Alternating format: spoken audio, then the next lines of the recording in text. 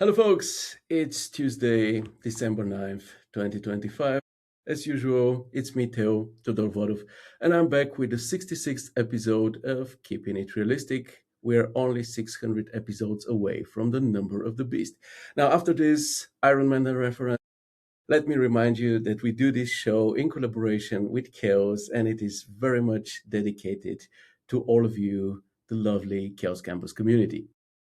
Welcome to the last regular episode for 2025, which doesn't mean that this is the last time we get to hang out this year, because in 2 weeks, on Tuesday, December 23rd, 2025, at 4 p.m. Central European Time, so the same time as today, just in 2 weeks, we will have one final get together before the year ends. However, this time we won't be doing this on Facebook and or Facebook Live. It won't be me and a guest talking and you listening and writing comments. This time, all of us are going to be visible, audible, and all of us will be able to see each other and to communicate directly, because we will do this session on our Discord channel, in our voice or stage channel there as well. I'll give you an invitation for this, so wait for it. But please note down, save the date. It's Tuesday, December 23rd, 2025, 4 p.m. Central European Time. Let me see you here. Oh, I see Abdi, I see Anna, I see Danushka. Folks, we talked about a show which will happen in 2 weeks. By the way, it won't be recorded. It will be a very casual hangout. So make sure to join us. I'll be looking forward to that.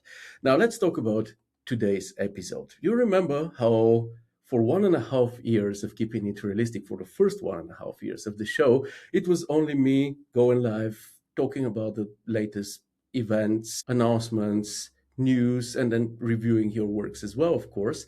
And then this suddenly, very suddenly and drastically changed in the beginning of 2025 in February, when in the show, suddenly we had 7 other people with me. After being solo for 1.5 years, suddenly I had 7 guests. The occasion was Corona's 10th anniversary. And obviously, I had a wonderful panel of Corona producers and users with me in the show to celebrate it. And of course, one of those wonderful panelists was Corona's manager, Tom Grimes.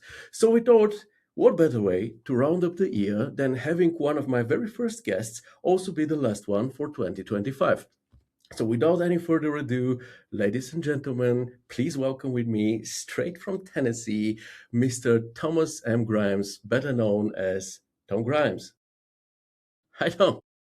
Hey everybody! Thanks for having me back on the show. Great to be here. Great to have you here. It's Tennessee, right? I didn't screw it up. It is. Yeah, I've actually. This is my Novice Lake T-shirt that Oh, is okay. Tennessee, so I can prove that you're correct. Thank you very much. Tom, such a pleasure to have you here. I'm really happy that we get to hang out once again this year. It's not quite the same as, having a Japanese beer on funky chairs in a hotel restaurant in Sofia, but it's still pretty cool, I would say. And yeah, by this point, I think there is no need for you to introduce yourself. However, I think you can gladly introduce and gladly tell us about your baby, Corona 14. Yeah, so Corona 14, it's been a busy year. We've actually had a lot more updates than usual, and we've got everything like the Toon Shader, the Night Sky, which was in 14, the Gaussian Splat Rendering, which was in 14. I've linked to Vantage, so you can render animations through Vantage. Of course, the appearance of the Chaos AI tools. We have the AI Enhancer, which has since undergone an improvement. It's now got enhanced controls compared to the start of the year. The upscaler, the material generator. So it's been probably our busiest year ever, to be honest. I'll give you a wee heads up. 14 Update 1 is coming out, and you can tell by the title that's not a major release. It's focused on a couple of very specific things. So you should actually see that on Thursday if all goes according to plan. So just in 2 days' time. The improvements you'll notice visually are there's a high res version of the Corona Moon as an option you can enable. The moon's great if you're doing like photo real, because the moon's actually quite small. But if you want to get artistic and have those really giant moons, what you'll find is the surface detail gets very pixelated, and the biggest thing that may crop up is the edge gets jagged, gets aliased. If you enable the high quality option, that goes away now. You'll get very detailed surface, and the edge of the moon will be smooth. So when you're doing those like telephoto zooms that compress distance and make the moon look huge, you can do those now and get a good result. Uses slightly more memory because it's a bigger texture map, and so that's why it's an option rather than just a default. You can choose to enable it, so that would be cool. I love it because I love doing those shots where the moon is just really over large. I love being artistic and playing with it.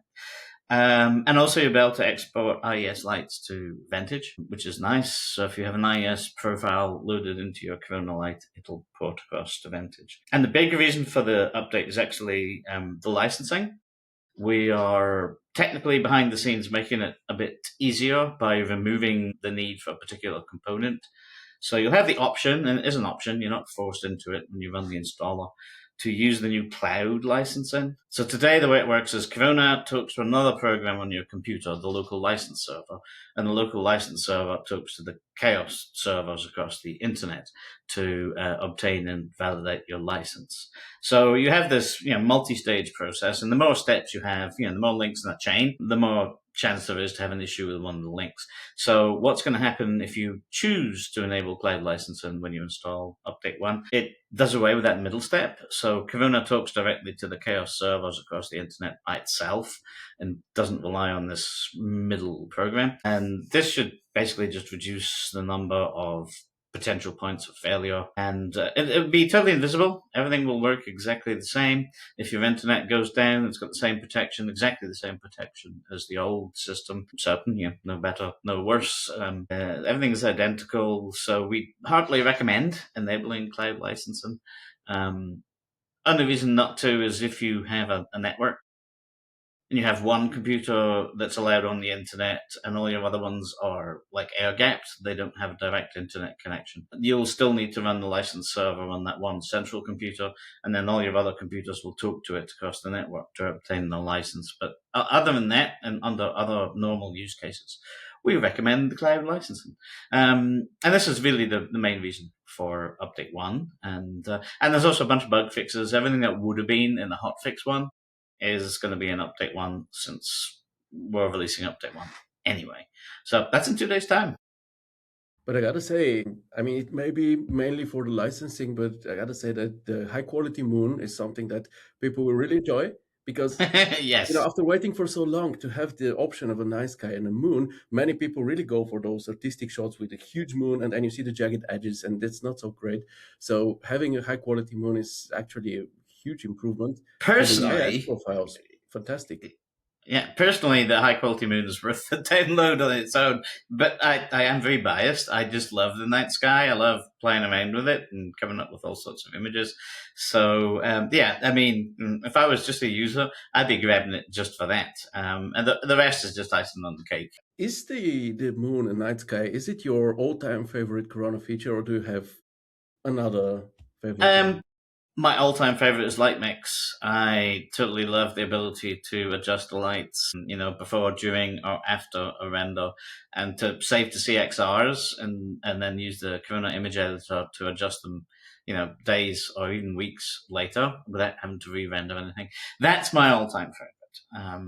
I really do like it. I mean, I know that's quite an old feature now. Corona had that, I don't know, 7 years ago, 8 years ago, quite a long time ago, but it's still so useful in every case that I love it. It's fantastic. It's just gives so much flexibility and the chance to very quickly experiment with different outcomes, because in the end of the day we don't know everything. We assume, let's say we do lighting setup, set up a lighting hierarchy, and then it works. But at some point you start adding color or you start turning on and off things, and this gives so much flexibility, and you can literally create vastly different images with vastly different atmospheres and narratives just by changing a few colors and a few values, and this is fantastic. So I absolutely understand it. Yeah, there's a question here by Amit. He writes, for network computers, do we need internet connections for the license, or will it pick up from the parent computer? Like, Yeah, you have to stay. So when you install, it'll ask you if you want to move to the new cloud or the previously existing license server. So in the case of network computers where the individual computers don't have internet access and only one does, you still need to stay with the old licensing system. And the licensing server will run on that one machine that has internet access, and all your other non internet machines will ping it to request licenses. And that's the only scenario, really, where you need to stay with the old license. And by the way, you can swap back and forth after install too. You're not locked into it. It doesn't force you to stay with it. It's easy. If you want to try cloud licensing and you don't like it, you can switch back. If you don't feel confident, oh, I'm going to stay with what I know, and then a couple of weeks later you think, oh, it's quiet enough, I'll test this cloud thing. You can change back and forth then as well. You don't have to rerun the installer to do that. So the documentation will all be online. So it's very easy to switch back and forth. Just in Total case people flexibility. are. Yes, exactly. We know how license is important. We don't want to lock people into you must do it this way. So we've made it optional, and we made it optional after install. Because okay, rerunning install is not that much of a problem, but still, it's more convenient to be able to just switch at any point in time. You do need a restart of Max or C4D once you change, but that's it. By the way, checking the comments, we have many that are very happy that you're here today. Here, Gustavo says, please, pleasure to see this live. Thomas always helps people in any matters. So I told you before the show. Also, Gideon says, I guess that's right. Light Mix is everyone's favorite. Yeah, rightfully so. It was a huge thing, like Yes. especially in the Ev- beginning. I mentioned it's like it came out, 7 or 8 years ago, but it has improved since. Like one thing I really like is I forget exactly which version it was. I think it was maybe 12. Certainly within the last year or two, it's got the ability to have multiple light mixes now.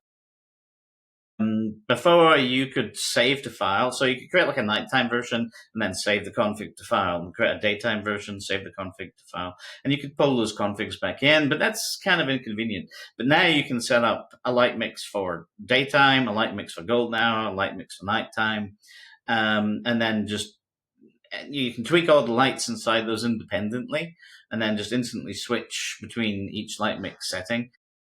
So you have them all inside the same file. Save it to CXR, you have it all inside the same image. So I love that aspect to it as well. It just lets you use the capabilities of Lightmix in a much more convenient way. So I'm super pleased with that. And that's also pretty cool how you have this feature, which is beloved by literally everyone who uses it, and you still continue working on it or making it more perfect and more convenient. That's very cool. And this would, kind of be the transition to my next question. You recently visited the developer team in Prague. I follow everything. I'm a stalker. So can you tell us what to expect for 2026? Obviously, you probably cannot tell us much for now, but just maybe a general direction for the development or hint of something we can look forward to in 2026. Give me a second to pull up my documents. Now I will be updating the roadmap, hopefully this week, with some of the more concrete stuff. So it will be online on the Trello roadmap. Yeah, I'll be sharing it in the Um, comments so everyone can follow because right now it says TBD. Yes, exactly. So yeah, I went over to Prague. We could do these meetings on the planning online, but I think it's much nicer to sit down in the same room with the devs and go over what we might be looking for. So the things we should see next year, first of all, is the AI assistant that's been worked on by Chaos in general. This will have a collection of useful features that you'll be able to to do and stuff for you. So that should be good. We should be adding in-app notifications so that when there's a new version of Corona, it'll tell you, hey, did you know Corona 14 update 1 is out now? That's it. It's not going to be for, hey, there's a sale on or anything. It'll be just to tell you there's a new version of Corona. Because not everybody follows the forums, not everybody follows our YouTube channel, so not everybody notices when there's a new version. So we figured we'd make that a little bit easier. We're going to continue the UI rewrite, rewriting some more things to Qt. I got some good feedback when we did that for 14. It's made a big difference to performance of the UI for a lot of people. So that's an ongoing thing. We'll just keep doing a bit at a time as we go. Let's see. We should have. What else have we got? That's not technical. There's a bunch of stuff that's technical, but you don't need to worry about that. Those are all a little bit smaller. That's technical. That's technical. Those are specific to C4D. And that's going up for 1617. Yeah, we're going to look into improving the volume effect in the Corona Sky. Now, I know some people complain about it, the existing one. It doesn't work in all cases. But that lets it be very fast. And this is the thing, if we did a more improved volume effect, it'll be a bit slower. There'll be a cost to pay for accuracy. But I mean, people like it, so they just want it to work in more cases. But you'll have that warning. We'll be looking into doing C4D particle rendering necessarily for 15. It's listed as a 15, 16, which 15 should be middle of next year, 16 at the end. Depends how big and complicated it turns out to be. Over the next few versions, and we have this as listed as 15 to 17, depending on how complicated it is, the 4K cache has always been listed as experimental because there are some niche cases where it just doesn't work. So we want to revisit that over the next year and a half, see if we can get it working in the niche cases or whether it just needs to be thrown out and something else put in its place. So that's an ongoing long-term project. I'm hoping to do and we're planning on doing what I call place, sun, moon, here. So the sun in reality, of course, is effectively infinitely far away. But in your 3D scene, it's quite close. So where it appears on your camera as a widget in the viewport is not necessarily where it appears in your final render, because obviously it's going to be at some sort of distance depending on how far away you like to put your sun. So what I want and what we're going to do is basically you can be looking at the viewport and you can just click and say, I want the sun and moon in the final render to appear where I've just clicked.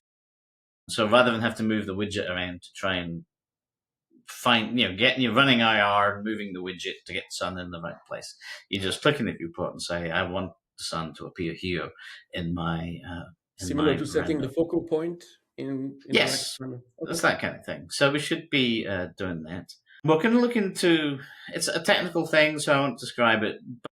And it is just an investigation, so this is not a promise. But we are going to be looking into some technical changes that could see some rendering speed improvements, if it's possible. And if it gets done, it could be 15 or 16, or it could be later. I mean, it could be anything from like a 5 to 17% render speed improvement. So actually could be quite significant. As I say, don't take that as a promise. I'm just letting you know what we're going to be diving into technically. And let's see. So other things that we have down is quite likely for 15 car flakes, paint, metallic flake material, basically for car paint primarily, but there are other cases where you have flakes. We don't have a dedicated flakes material, and the setup using a normal map that you have to generate yourself can be a bit tedious. Something we're looking into is a proper fog shader, where you can set the altitude of the fog. This gets requested by users quite often. Now, you can do it right now if you use a general global volume, volume material applied to an object, and you use a distance map to control the graduation of the fog, etc. But folks want that directly. Composition guides in the VFB, so like golden ratio, rule of thirds, being able to overlay them on your render. That's planned. Improved viewport preview in C4D so that metals don't look black. You at least get to see something. And one we're looking into is material override per light, which basically means a material can be set up that will respond differently to different lights. The real world case to keep in mind is like a UV paint that under usual lighting is pretty invisible, but when you shine a UV light on it, welcome back. Hello. I warned you about I've just kept talking, so hopefully everybody's been hearing it. My camera just turned off, but Yeah, I was Yeah, that's busy. fine. It's fine. It goes. So yeah, the think of UV paint, so material override per light. So you can say that under this light source, the material looks this way. Under a different light source, it looks another way. So you can imagine UV paint on the wall under a regular light, sunlight, whatever. It looks one way, but when you shine a black light on it, a UV light onto it, it glows. So we're looking into doing that. Because we don't believe it exists anywhere else, and It it doesn't. should be quite I a bit rendered a unique and quite fun. skeleton recently in a toilet. Maybe you have seen it. And I wanted to, because this was like a pretty, grungy toilet. So I thought that UV light would actually very much fit, and you have a skeleton which would light up. But the only way I figured to do it would be with self illumination and to try to Mm. fake it. But there is no way to do it right now. Yeah, I mean, it wouldn't handle the glow. It would just basically right now you'd have to keyframe a material change as well if you wanted to go from daylight to UV light for the skeleton. Whereas this should just let you turn off one light, turn on the other, and the material will look completely different. But just being creative on that one. So yeah, that's some of the things we have planned. Obviously, we'll continue to try and improve export to Vantage. And we'll see ongoing improvements in the AI tools as well. The things like the AI enhancer should get ever more sophisticated. And I don't think I'm revealing anything that hasn't been said already. We're looking into mood match. Give it an image and say, please match this sky and lighting. And you'll get, either a suitable HDRI that emulates the look of your target image, your suggestion image, or even parameters for the physical sky that will give you a bit of a match. And potentially a look that could be applied for the overall look and feel to the image. So these things are, I mean, obviously that's largely on the machine learning team to do the actual hard work. And then from the Corona side, it would be adding the UI to access that functionality. So yeah, that's an overview of what we have planned for the first half of next year. Second half, obviously, we'll plan that in more detail when we get there. Yeah, we'll definitely be here next year once again at some point, so we can then talk about Yeah, it. exactly. But thanks for hinting some things that we can look forward to. There was a question here by Amit about more maps generated by the AI material generator, but this is probably also not a Corona topic, but more of like machine learning. Yeah, I mean, it should be able to generate as many maps as you want. Basically, it's AI; it'll generate anything. Put in a different source image, you'll get a different result. Yeah. There are ongoing improvements to its generation. The AI brain, if you like. AI doesn't think, but it's a handy analogy. So there are ongoing improvements, though. You should see improvements to the MatGen output. So that is probably what he's hoping for. And I have some further questions regarding the future of Corona. First of all, do you see at some point an AI tool like Verus, for example, coming to Corona to ease the ideation phase or client communication? We'll be having an investigation on the potential workflow and whether people want it. So you can add this on the ideas portal if it's not there already. So Verus recently introduced still image to animation, where you can feed it a still image and it will generate a short animation from it.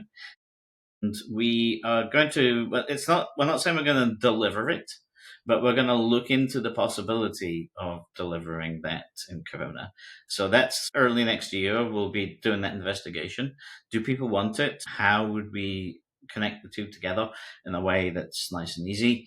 So we're looking into that. And if people have anything to say, if they're like, oh yes, we'd love that, or nah, not interested, let us know. Judging by the comments, the answer will be positive, but let's see. I also think it's Yeah, going to be a I, good idea. I think so too. Because last on the previous show we had this business special with many of the people from the Chaos Connect days. It was wonderful, and one of the main topics there was how to deal with these never-ending revisions, which is an issue that many artists have a problem with and are looking for ways to deal with.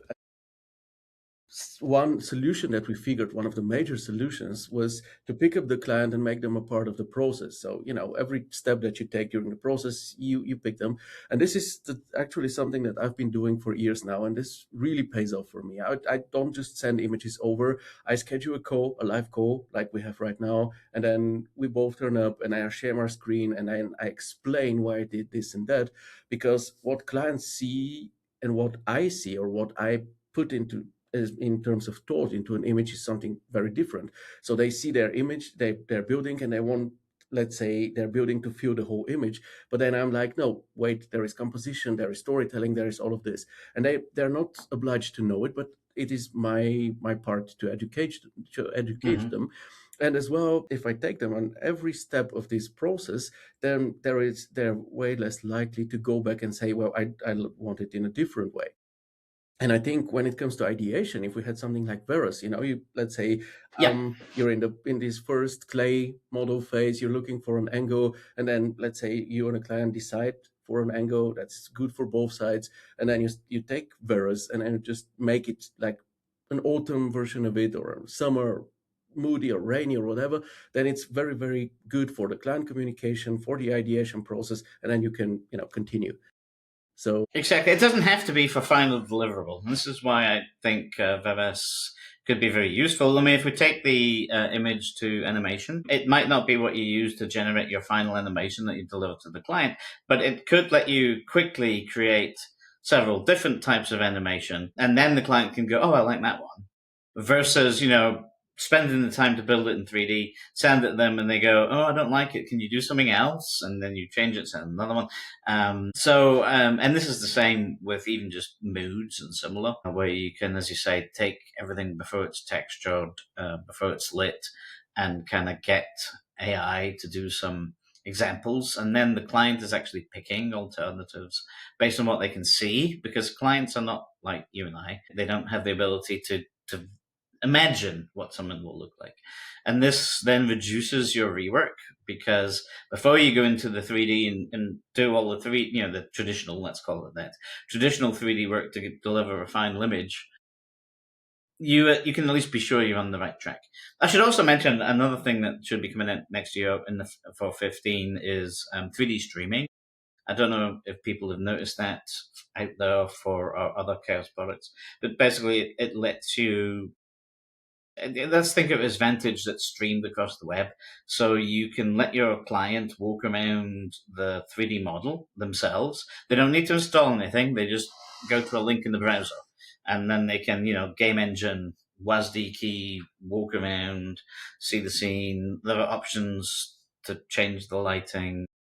This can also be useful for ideation, where you let the client explore things, and so they get an impression of the overall scene. And because it doesn't need anything installed, you can do it on your phone, you can do it in your browser, do it on the laptop, on the tablet. It's just a URL. So, I mean, this is a big problem for clients. They don't want to install software to do something. So that should be coming too. As I said, it already exists. It already works for Corona. It's based on the VR scene, same as we create for Vantage. It's just a question of how we have to build the UI in the process to upload that VR scene to cloud collaboration to make it nice and smooth. But we have actually tested VR scenes from Corona. It works great. And I personally am quite excited by that, because I think letting your client walk around is also good, because maybe they can go, oh, I really like this shot. And again, you can then go and finalize it based on the fact they actually want that, rather than having to try and guess what they want and then just coming back going, oh, not that, but I don't know what. I'm not sure. It's like, what do you want for dinner tonight? Oh, I don't know. Well, how about Chinese? Oh, not Chinese. It's like, well, wait a minute, you just said you didn't know. So, yeah, I think anything that lets the client get more involved in investigating the design is good. So that's coming too. I forgot to mention that one. And that's great because they can also test their concept. But of course, if we want them to, let's say, walk around it, then we need to finish our whole model. This is something we shouldn't forget, because a lot of the times we only do what is visible to the camera, and all the rest, Homer Yes. Simpson type. And, so I don't know, but this is definitely useful. I would have loved to have something like this on some projects in the past where clients were asking to go with me through the whole thing, and I had to do some animations for that instead of just walking through it like it is possible in Vantage Hmm. nowadays. So it's Yep. great. Now we come to two a bit more tricky questions. So, but we're Hmm. keeping it realistic here. So this have to be. First one is: do you think that someday Vantage will be able to support all Corona materials? And this is about, I'm aware it's not only your decision or the Corona team, it's also the Vantage team and GPU development and all of this, but your opinion. My opinion is no, because no engine supports everything that another engine does. Okay. Engines do things differently. Sometimes that's just minor. Everything has some sort of specularity, and whether you define that as specularity or roughness or whatever can be translated. But sometimes there are fundamental differences where it's not so easy to resolve. So, I mean, I'd say no if you ask me anything. Will you ever will Redshift ever totally support everything Arnold can do? No. And even though here we're talking about products under the same umbrella under Chaos, but it's still the same technically. I'd say no render engine will ever do everything that another render engine can do, and they did say everything. Will we be able to do most things? Will we be able to do the vital things? Yes. It's an ongoing process where we improve things. But will it ever be like 100% exactly the same? No. It just never is between one engine and And another. there doesn't need to be. I mean, we already have Corona. It's I'm just thinking about the needs of my clients, for example, because Hmm. let's say for ArcViz, I have clients who demand, very high quality because the images come into some booklets or they're printed out and all of this. And then I'll obviously go for Corona. Corona can deliver exceptional photorealism and quality. But sometimes the clients just need good, solid images, maybe a quick animation and all of this. And this is where Vantage is a great Hmm. alternative. And this is why I'm thinking, like currently, when it comes to architecture specifically, that, the UV randomizer, AO and distance maps and so on, and are not supported, but they're vital, especially the UV randomizer with all the wooden sleds that are, the ones that she behind and all of that. You just need a parquet and all of that. So obviously, it would be great if those get, obviously not everything, but some of the basics or the most important ones, like those, are really needed so that we can have an actual alternative even for ArcViz and so on. Because Vantage is capable of a lot, and I've seen wonderful works and Hmm. animations done in Vantage. But when it comes to architecture, it feels like there is a limit somewhere. And let's say for the next client who comes and needs not so great quality, let's say not extreme photorealism, I wouldn't feel like I would still go to Vantage despite it being so quick and so easy to use. So this is the direction which I'm thinking. Hmm. I mean, and you're also right in saying that it's both teams. So some things Vantage can currently do, we just don't. I think it supports it supports, what do they call it in V-Ray? I can't remember. We call it the slicer, and it has support for that now. But if I remember rightly, our slicer doesn't export. So there's some things that Vantage now has that we haven't caught up with, and that's on us. But then there are some things that we have that Vantage doesn't have, and that would be on the Vantage team. So and prioritization obviously is more mixed when it comes to the needs of two different products. This could be very important for Corona, but only kind of important for Vantage. Whereas Summon for Vantage is very important, but only kind of important for Corona. So it becomes much more of a balancing act. But we do intend to keep making it better. And we got some feedback recently from recent spaces on they really like Vantage, but there are things that currently don't translate or don't have an equivalent. So we're going to be looking into that. So it will be an ongoing process. We will continue to make it better as we go. It won't be like a sudden overnight, this version, everything is 99% done. Because by then, Vantage will have added something new or will have added, the fabric material. So it'll always be a catching up, like basically forever. But yeah, and so there will be ongoing improvements. And I agree with you. I think Vantage is very useful and powerful. And I haven't mentioned that as a specific thing for 15, 16, but there'll always be Vantage improvements every version. That's great. Looking forward to it. And final question before we move to some reviewing. But also a kind of a tricky one. So I'll explain it a bit. So how do you see the future of Corona in regard of the main reasons that which made Corona so popular in the first place, which were ease of use and the ARVIS orientation? Because as many of us started using Corona, many of us who do ARVIS, it wasn't only because it produced great results, but it was kind of ready to go out of the box, and it was very specified on ARVIS. But now that Corona is part of the Chaos family, with the big brother V-Ray, every time V-Ray comes up with something new, every Corona user is like, where do we get it for Corona? And at some point, if like Corona has everything that V-Ray has, then it's the question, why do we need two different engines when they have the same? Also, wouldn't Corona lose its main advantage with being so easy to use if it has tons of features, because people always want what V-Ray has or Vantage has or whatever? So this is my question. Yeah, well, first of all, it has to remain useful for ArcViz. If V-Ray adds something, and it has done, it added luminaires, and at the minute we have no intention of bringing that across. We just don't see it being useful. So we still remain from that point of view. If someone comes up in V-Ray, or even if users ask for it, our first question is still, is it appropriate for our target, which is ArcViz and ease of use? So, I mean, Night Sky and Gaussian Splats are two prime examples where V-Ray got them and our users really wanted them, and we've added them. But that's because they make sense for ArcViz. Now, in terms of ease of use, I mean, yeah, we are always going to try and keep our implementation simple. So maybe it'll be stripped back from what you see in V-Ray, where the essence of V-Ray is control every little thing so that you can get exactly the result you want, which is obviously a need of, let's pick the VFX industry. You need that kind of ability.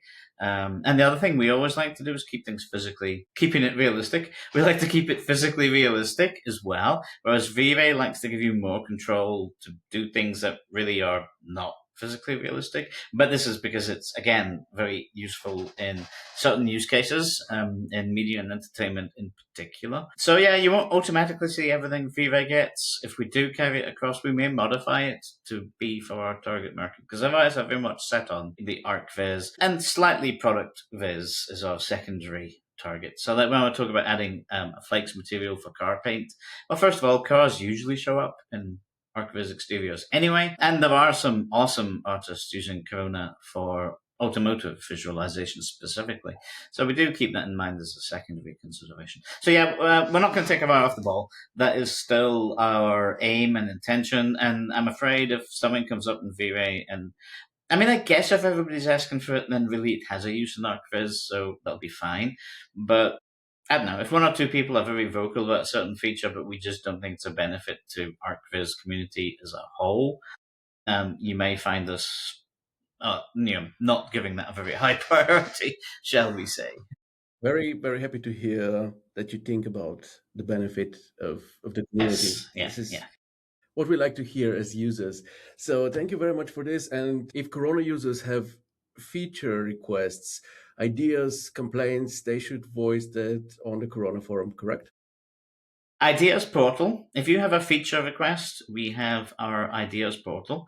The benefit of the ideas portal is it's very easy to find something and people can click vote. I want this too. And it gives us a really good guide on what people want. It's very hard in a forum because there's no vote on our current forum. You would have to post in a reply, me too, and that's kind of a bit tedious. And then of course there's a conversation, and how do we count, there's 10 people, but there's 20 posts. How do we tell that that's not 20 votes? So the ideas portal, please, if you have a feature suggestion, please make an existing feature do this, or you want a brand new feature, ideas portal is the way to go. Bugs and problems, a ticket is the best because it goes straight to the support team. And it lets you do things like attach your scene securely without it being visible to the whole forum. Obviously important with NDAs or just even not wanting to give away your scene to the community. And you can do both of those on the forum, but that's the preferred methods. And we should also be getting a new forum sometime in the next 6 months, I'll say. I have to admit the Corona forum is very old, out of date, and I really don't like it anymore. I don't like its search functionality. It's very bad at searching. So there should be a new forum coming out sometime in the next 6 months. So that'll make it's an even better place to use. Yeah. And the forum I'd keep for sharing your artwork, general discussion, and that kind of thing. So if you want to be featured by the Corona social media team, then you share your work in the forum.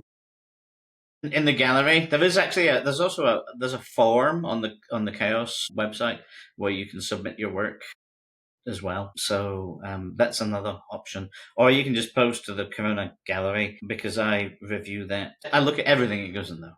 And if I see something that I think would make sense on our Facebook page or social media, I add it to a list. And then the social media team use that list to source which images they are going to share. So the ideas portal I shared in the comments. If you have any ideas towards Thank you. Corona, go there. And you just said reviews. This is a nice transition to what we want to do next. Review some works. Kind of perfect. It's almost as if it was planned. And of course, if you have any questions for Tom, we'll have a Q&A after the review sessions. Prepare them, write them down, and Tom will gladly answer, depending on the question, of course. Yeah, so reviews, having Tom here, we will obviously have some Corona works to talk about today.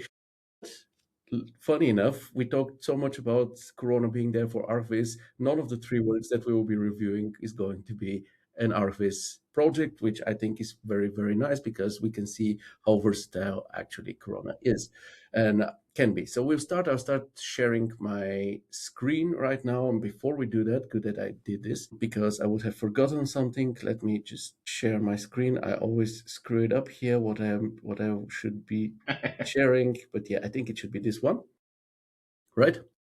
Yeah, correct. So first, before we get into the reviewing, let me just remind you, you have a few more days until the 15th to fill out the 2025 Architectural Visualization Salary Survey by CG Architect. And I'll read here what Ricardo wrote, because I fully agree with it. He writes, "This is a very important thing for all of us ArchViz artists and studios. This is how we know our compensation is up to the market standards for now or not. If we are paying enough to our artists and much more. The industry can only benefit from more information, and this is one of those moments when we need to step up and speak up." Fully agree with this one. Please go and fill out the survey, because it's you that also profits from this when the outcome is out there. And of course, the more people participate, the more representative the final outcome and evaluation is going to be. Once again, I'll share this in the comments. So please do this. Once again, the more, the better. Now let's. It's good ammunition as well when you have a client that goes, "Why should I pay you that much?" And you can actually, once the results are out, you can say, "Well, it's the industry rate. That's how much it costs for expertise and skills." So if ever you feel you need a bit of backup, if you're not confident enough to, okay, I'll take $2 an hour. That's fine. It gives you something that you can refer your clients to. And sorry, if you want quality work, here are the industry standards. And of course, for that to happen, we need the CG architect needs the inputs. So there's going to be a full report in the end. You can just print it out, bring it to a client, and say, "Here, this is why." So let's move over to the very first project that we want to talk about today. It's a very exciting lighting study by Mohammed, exploring how atmosphere can transform a single scene into 6 distinct visual narratives. This project allowed me to experiment with different lighting moods and environmental conditions to show how storytelling changes through atmosphere. Created using 3ds Max 2025 and Corona Renderer 12, my focus was on realism, emotional depth, and material accuracy, while keeping the scene artistically expressive. So, let's take a look at the images. Let's maybe go through them once. And then, Tom, you can maybe tell me which one of those 6 versions or 6 narratives is your favorite. So this is the final one, and then we're back at the first one. Do you have a preference here? The first and last one are my preferences. I like things that are a bit more moody. So this one's quite cold and cool. I get the feeling of like an early morning. And also, by the way, I think storytelling is critically important. I think it's what helps your work stand out. I think there will be even more important in the age of AI, where AI will probably generate a very regular ArcViz image, and you as a human being have the ability to be creative. So I like this one. Makes me feel early morning. They're starting the day. It's maybe a breakfast, and they're discussing some plan for the upcoming day. That's the feeling I like. And then the nighttime one is my other favorite. And then again, I like nighttime scenes. This one's very atmospheric. Clearly, this would be the end of the day, and I just love everything about it. The lanterns, the way the light picks out the characters from the background, and yeah, this I think this one's my ultimate favorite between the two. Those are my two favorites, and this one is the one I like best. By the way, this is, I think, the first time we see Tom do live reviews. So let's enjoy this premiere. I agree with you, especially with the first one. You said it's early morning. Well, this was the first one, right? You said it's early morning and they're discussing something. To me, for some reason, this gives me a bit of a Guy Ritchie movie vibe, something like Lock, Stock, and Two Smoking Barrels or something Huh? like this. Uh huh. Maybe it's because of the color grading. And like a combination of Guy Ritchie and maybe the unbirthday parties by the Mad Hatter and the March Hare. Like, because this dude with his head sitting here with a table which is, oh, what happened? Which is decorated like this is kind of, unusual. Let's call it like this. And then you have this kind of low key mafia looking. So, Yes. I mean, mafia looking dudes, they don't ride bikes. So this kind of counters my argument. But there is something going on here, which I think is exciting. And as you said, storytelling, atmosphere, these are essential topics. And it's also very, very cool to see how light and volumetrics actually are able to affect them here, because we have the same contents, but vastly different images here. And Um, the difference on the regular daytime scene to me is everything merges together. The volumetrics keep everything separate. If we look at the daytime scene, I would call the normal render. The eye isn't drawn to anything in quite the same way because everything is equally visible, everything is equally detailed, and everything feels equally important. So this one to me just doesn't catch me. This is my least favorite. Not to say it's bad. This is my least favorite because it just doesn't drawing. I'm looking at the house. I'm looking at the guy on the right. I'm looking at the top of the tree. I'm looking at the guy in the bike. I'm looking at the flowers and the grass. Everything asks for my attention, and you're not drawn through the image in a particular way. Yeah, it's equally important. It's I fully agree. This is like I have a list of improvements here, and I think this scene doesn't really work without the volumetrics to isolate the house in the back and keep the attention here at the front. Mm-hmm. So you see how it works. Now we see the tree, now we see the guy, now we see the other guy. We have this nice compositional triangle here. The tree, let's say, living creatures, the crow, the two guys, which is very nice. But once you remove it, once again, you start losing the focal point, and the image everything becomes equally visually important, which is never great.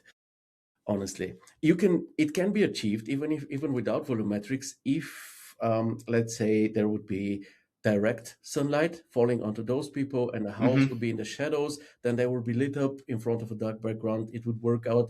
But without it, the volumetrics is the way to go, the aerial perspective. People say that they have Django Unchained vibe from this. Oh yeah, yeah. I agree. Something else that I saw here is the empty interiors. This is always a bit of a pity because a scene which is otherwise very lively suddenly becomes very lifeless because of something like this. So try to avoid this. You have the Cosmos library, just put some plants, some wall art, some shelves, curtains, and then it looks lived in. And this gives more relatability, more realism. Scattering wise, what would you say, Tom? I mean, I quite like it. The grass is a bit clumpy, but to me, that actually just adds to the feel of the image. It adds to the story. This is not a well manicured lawn. Yeah, and grass does tend to grow in these patchy, clumpy things if you leave it to its own devices. So I quite like it, and the flowers are not too overdone. They feel like realistically sparse to me. So I kind of like it. Again, as the sort of what's going on here. The table with wine glasses out in the. I'd normally associate that with somebody living in a fancy mansion. Most of us do not have breakfast or supper outside, but this is not a fancy mansion. The lawn isn't well tended. The house itself is kind of regular. It doesn't look that fancy. The people aren't dressed fancy, so I love these contradictions that are going on here. So yeah, I'm quite satisfied with the scatter in this. I would say, yeah. I mean, the scatter looks very nice and kind of natural, but I would say that maybe it's a bit too uniform and generic. Maybe doing some Mm. clustering here and there so that the flowers aren't evenly scattered, but they have some small groups. This is more natural. Even if you want to show something which doesn't look like a golf course, you can still Hmm. follow nature's rules, which is that those plants wouldn't most likely be that randomly scattered. The flowers that we see here. And maybe, of course, let's not forget the scattering can also add to the storytelling. So maybe instead of just having this very equally looking lawn everywhere or uniformly looking lawn everywhere, you can have some stepstones that lead to this place here, or maybe a bit of a shorter glass here and a bit longer on the side, so that it's like this is a place where they This is a attach. good point. Especially when you look into the background, it'd be nice if something had changed. Maybe over by the fence on the left, the grass is even taller. Maybe by the house it is manicured. Maybe there's a path or some sort of concrete surroundings. Maybe there's some bushes that have been planted close to the house. So a bit more variety. I don't really fault that as a scatter problem, but a compositional problem. Yeah, that's true. I think some variety, certainly in the mid ground, changing things up a bit, I think would have added to. I mean, here it's less of a problem because the volumetrics hides it. I think, Yeah, but that's yeah, true. in the image where you can see everything, a bit more variety would be good. And I would say it says Corona 12. Gladly try out Corona 14 and try out a night sky with moonlight. I mean, you already have something Yes, like I this. mean, yeah, this would be kind of fun. I think. And here I like, we're talking about the figures standing out. I like the way the lighting has been used here on the faces in particular. It really draws attention to the characters, which is where I think you want the attention to be. Talking of attention to characters, this is a great time of day. Look, I have the sunlight coming through my blinds, cutting my face in half. So You need better blinds. Um, I need better blinds. uh, yeah, I also agree. This one is very atmospheric. This, of course, takes away from this gritty Guy Ritchie movie type of thing. This is more Hmm. romantic. This is like more friends who just sit together. But yeah, we have a fantastic tonal contrast here. You see how nicely we can focus on the face on the dude sitting there with the head. So yeah, this is lovely. And I think with Corona 14, one could add one additional moonlit mood to the series, which of course, why not? If you like, doing something like this is actually fantastic. You explore something, you share your outcomes with the community. I think it's exciting. I think it's inspiring to see how much you can actually change, or how much you can impact the scene just with changing volumetrics and lighting. And that's also important for people to see this, because I think that many people are stuck at daylight, midday, sun, and all of this, or Mm-hmm. overcast, which is very in recent years. But there are many variations, as we can see here. It's one and the same scene, but it can be very, very different. Obviously, not every version works equally good, but it's still great to see that there are many options and we don't need to limit our horizons. So, Tom, do you have anything else to add to this one, or we can move on to the next one? I mean, I'll just quickly say I think this is a very easy way because I mean you've done the hard work in creating the scene. And then you can spend a bit of time playing with, the volumetric density, the lighting, which is pretty fast to do, and you'll learn a lot. And you can learn stuff that might actually you can implement from the beginning when you build your next scene. You can sort of keep in mind where you're going. So I think this is a great thing to do when you've got a scene, experiment with it and turn it into different variations. You'll learn a lot. It won't take you a huge amount of time compared to building a whole scene from scratch. So I heartily encourage everybody to take this approach and try it out. Absolutely agree. This is called being effective. Lewis would say this is called being a lazy artist, which I partially also agree with. But um, I personally respect my time and work so much that I want to make the most out of it. So why create a scene like this and only create this one image? This is why I always urge you to go and create distant shots, create close-ups, change the lighting, and make a whole session out of it. And then suddenly an image turns into a portfolio project. So Yep, and take some client work. I mean, you don't have to share it with anybody or share it with the client. Just mess around with the scene you created for them. A year later, just go, I wonder what else I could have done with that scene I made for that hotel chain last year. And play around with it, learn. You've done 90% of the work already, and you can very quickly hone your skills and get new ideas by experimenting with existing scenes. yeah, and you never know. Like I have images in my portfolio that I have created after finishing a client project, and then we started working on on a new project, let's say a few months later, and then we would go to my portfolio to look for fitting references for their new project, and suddenly they see the new version, my version of their work, and they're like, "Oh, I like this more than what we did back then." And I'm like, "Yeah, because you didn't listen to me. I suggested this to you. You didn't want it, so I did it afterwards, and they're like, "Oh, okay." And this time they listen. So think in perspective and Yes. make the most of your work. Absolutely, great. This was great. And one more thing that Tom said before while we were preparing for today's talk: you need to stand out. Something like this makes you stand out because it draws attention. It's important. It's like Tom. Maybe you say it once again because you said it so well. Um, you know, Yeah, like I say, especially in the age of AI, I mean, it was always true. You need something, and what I like about these, you said these are not ArcViz specific, and I think this is actually really useful. It's really nice to do something that's really kind of more off the wall or unusual, because you will learn something that you can take back into your ArcViz images.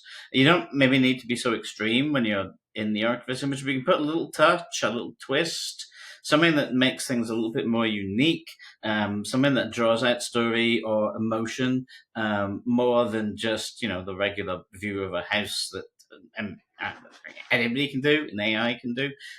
What can you do that most other people can't, and that AI won't think of? And it's useful to go beyond ArcViz, and then you can bring that back into your ArcViz.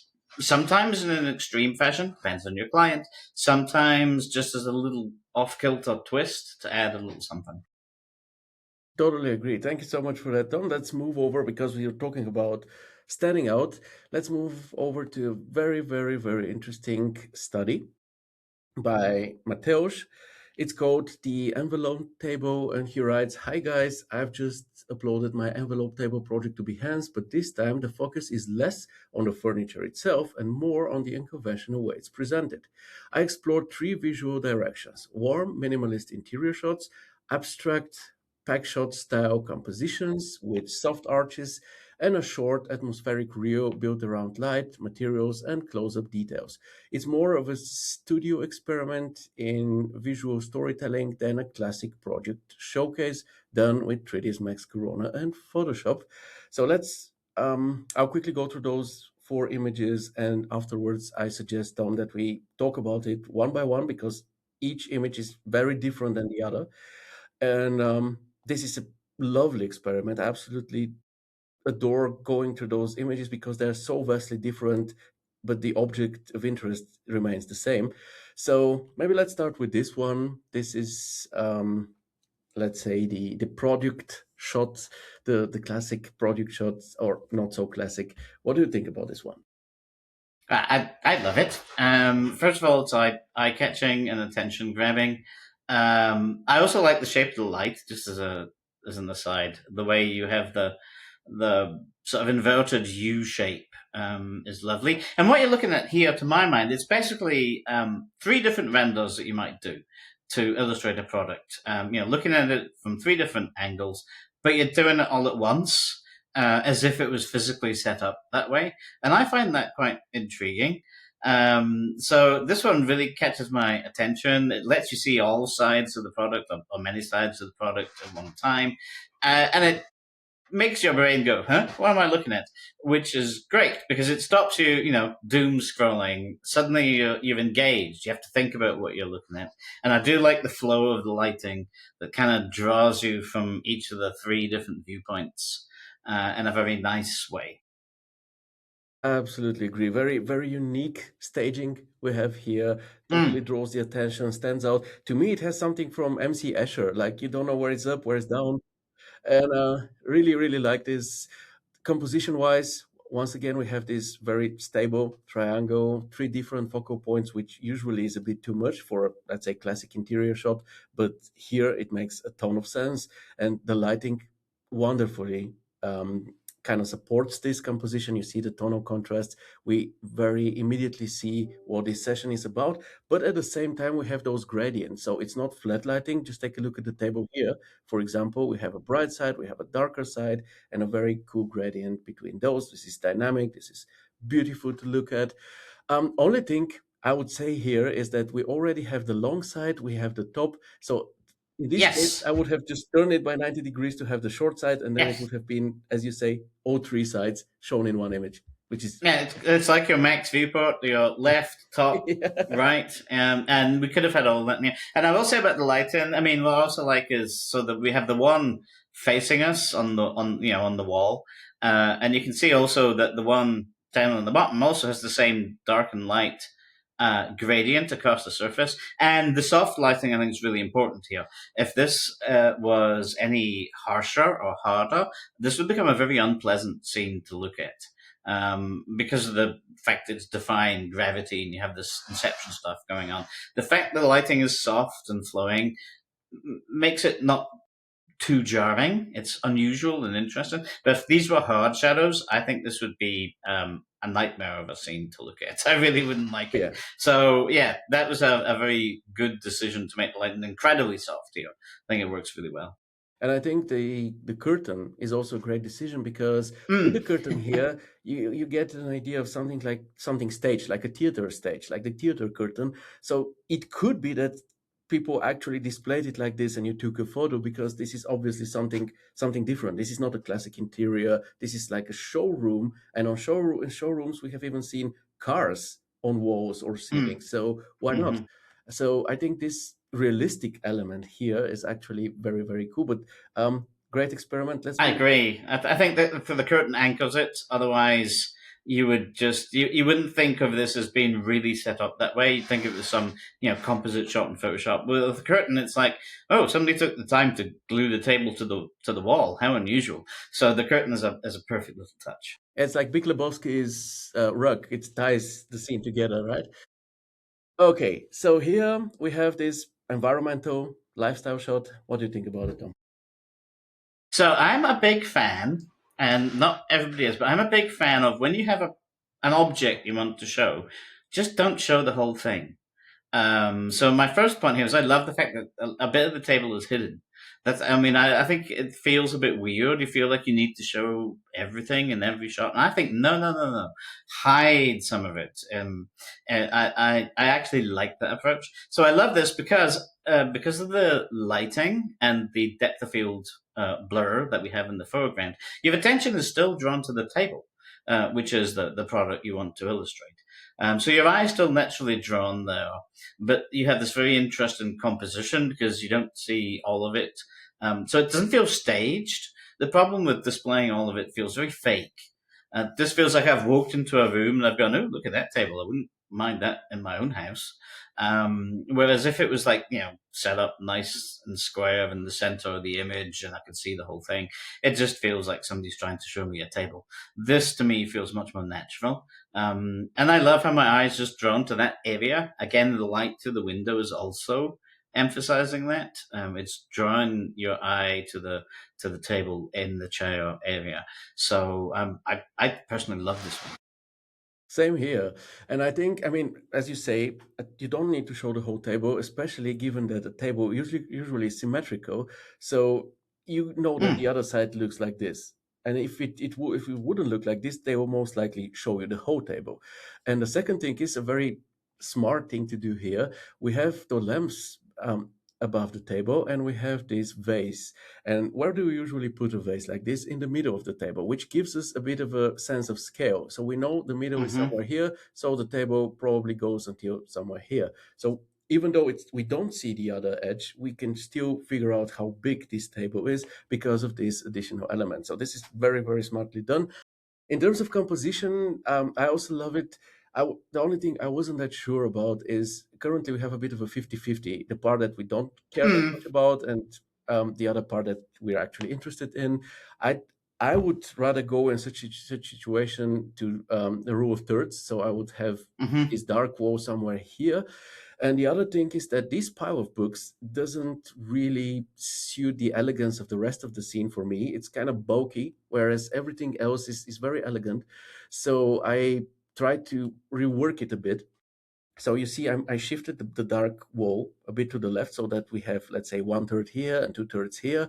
And then I placed a more fitting or a more elegant object here, just for the sake of seeing how it will look like. And I think it's important from time to time to try out something like this. This is where this new Corona 14 feature, where you can just flip the image, helps a lot in terms of balance, composition, and stuff. It may sound like this is just a small quality of life improvement, but it is actually a huge deal because we get used to seeing one image from the same angle. We work on it for hours, and then at some point, this is just the way it is branded in our minds. But I think once you flip it, you're like, oh, hey, I see that it's kind of too heavy on the one side. Let me move it or something like this. So It's like if you stare at a light for a long time and you look away, there's an after image, which is basically your brain and stuff has got fatigued and decided it can just not pay so much attention to that. And so this is the same thing. The flip is very tiny. It sounds like it's nothing much, but exactly as you say, can really wake your brain up again and make it get rid of the after image. It's actually looking at the after image of what you expect to be there because you've been looking at the image for 3 hours. I also agree with the books. I think in here they're too dark, they're too heavy, they're too square. They actually draw the eye in. Whereas here, you're with your vase, that's much lighter as well, is more smooth and elegant. Your eye is less drawn to it, so you're even more focused on the room. and this is obviously AI. You can have an even darker object. You can even put it down here so that it's even less prominent and less distracting. But yeah, the books are kind of like very bulky. This is just it. But other Hmm. than that, it's lovely. I love it. And then we have this, what I think Mateusz called a pack shot. I would rather call it a hero shot. At least for me, this is the impact it has on me. But what do you think about it, Tom? Yeah, if you were going to show the whole table and not be quite so creative in your setups as we've seen previously, I like this way of doing it. It is very focused on the table with visual interest added by the lighting gradient we get from the light coming from the left, and then the arches just to add. They're not detailed enough to distract you, but they give a nice sense of shape and balance to everything. So yeah, I love this one too. If you're going to do a hero shot, in fact, it's on a little raised area. It makes it feel like this is not a room you live in. This is set up to display the table and show it off. Hero shot, exactly as you say, and that's not a bad thing. I mean, especially if you had if this was a page in a brochure for this piece of furniture, having a mix of like this, but one or two of the other images as well. So you have the creative and usual things, and then you have the hero shot. I think it would work fantastically. Opening architectural interior design magazines, most of the shots are actually more like this rather than this actually. Yes. Advertisement shots, let's go it like this. Yes. So yeah, I also agree. I think also those arches are a great idea because they kind of thematize the rounded table forms. We have the edges, Mm-hmm. we have the Mm-hmm. legs, and then we have them once again here as arches in the back. So this Mm-hmm. form is kind of emphasized through this, and the lighting's really very, very pleasant. It works. I mean, I think it could also work if we have this whole composition of this foundation and the table just placed here to the left, so that it's next to the arches, not in front of them, so that we don't have this area here where a bit too much is going on. But this is just a matter of taste. The only technical thing that I can see here is the texture repetition on the ribs, which Yeah. given Mateusz's skills, just add the UV randomizer and you're set. That's it. But it's very, very cool. And then we have the close up. And this comes back to my previous point of you don't need to show the whole thing. I was actually judging some renders of cars recently for a contest, and nobody else seemed to like the ones I liked when I saw the results. I didn't see the votes, but I saw the results. I love the ones that focused in on that on a headlight or just the first half. They really truncated the car, but I like it. And this is the same; it truncates the table, which feels kind of counterintuitive if you're trying to show off the table. But personally, and it may just be a personal thing, but I really like images that do that. They feel a bit more bold, a bit more unique. I like the fact that it feels unconventional. Oh, I could just show you the whole table in a hero shot, but I've decided not to. I'm doing this different thing. And so I find that appealing. And yeah, that's my first takeaway from this shot. I think it's the absolutely right shot if you want to focus on the materials because you need to get Mm-hmm. close to the table. But if you show the whole table, you cannot be very close, or you have some, massive, just FOV and stuff which won't look great. And here you focus on the model, you focus on the design, the rounded edges, you focus on the material, which looks fantastic, by the way. The only thing that Yeah, I I can feel it. I can feel running my fingers over that wood, which is obviously going to be important if a table you're going to be sat at it, touching it, you'll feel it. So again, this is a great image that would complement, say, the hero shot and one of the other two earlier shots. If you were on a page talking about the table and asking people to buy it, so you've got ones that show you what it looks like, and this one tells you what it feels like. Yeah, very, very nicely put. The only thing that I think should be improved here is this, I assume, metal ring, because currently it seems to reflect maybe a light source or something, or a white ceiling, hmm making it look like it has almost some self-illumination to it. So hmm eventually give it something dark to reflect so that we see that it is metal. Because if we go back here, we can see how it Yes. actually hmm looks like. Nowadays, you never know actually, because nowadays you can also have an LED light in your wooden table. Could be a smart table. Yeah, Maybe that's your built-in AI assistant that you talk Alexa. to, and it glows. I'm not. I wasn't going to say it in case somebody's got one at home, and it starts going. What do you want? Yeah, So yeah, I agree that the ring is the distraction here. It is too bright. If you wanted it to be kind of bright, again do the gradient thing. So maybe it's reflecting brightly on one side, but goes to it's visibly metal because it goes darker on the other side. That would be quite cool, yeah, I exactly. Some think. gradient, some so that you see the reflection, but that you can also distinguish that it's metal and not LED or something like this. But I would say lovely study, really cool, very inspiring to see things, to approach things in a different way, not that we're used to only in this one standard path that everybody takes. And I'm definitely looking forward to the next project by Mateusz. And now let's go to the final work that we want to discuss today. It's a work by Kanchana that I saw him in the comments. And usually I wouldn't read such a long description, but in this particular case, the description and the image go hand in hand, and I think it's important to do this. This work doesn't have a name. I called it Drought, which is, of course, kind of ironic given what it is based on. But now if you read the text, which I will do in a second, you understand. So let me go through this. And in the meantime, just watch the image while I'm reading and try to imagine those words because they make a lot of sense together with this image. So Kanchana writes, my mix of Zdzislaw Beksinski, Salvador Dali, and John Martin. I created this piece as a study of atmosphere and emotional storytelling in 3ds Max, Corona, and Magnific. The idea was to explore landscape after nature has finished speaking, a moment when the has died, the dust has settled, and silence becomes the loudest sound. The oversized moon, the skeletal remains, the haze, and the lone tent were all built to contrast the fragility of human presence against the immensity of the environment. The figures on the cliff represent the quiet pause we take after any catastrophe when we stand still and try to understand what's left, what's lost, and what must be rebuilt. This is less about destruction and more about resilience, how even in the most desolate scene, there is a story waiting to rise again. This work is also a reflection of what's happening right now in my home country, Sri Lanka. Last week, Cyclone Titwa made landfill, bringing torrential rains, severe floodings, and landslides that swept through hillsides, flooded homes, and submerged entire districts. Hundreds have lost their lives, thousands remain missing, and more than 1 million people have been displaced from their homes.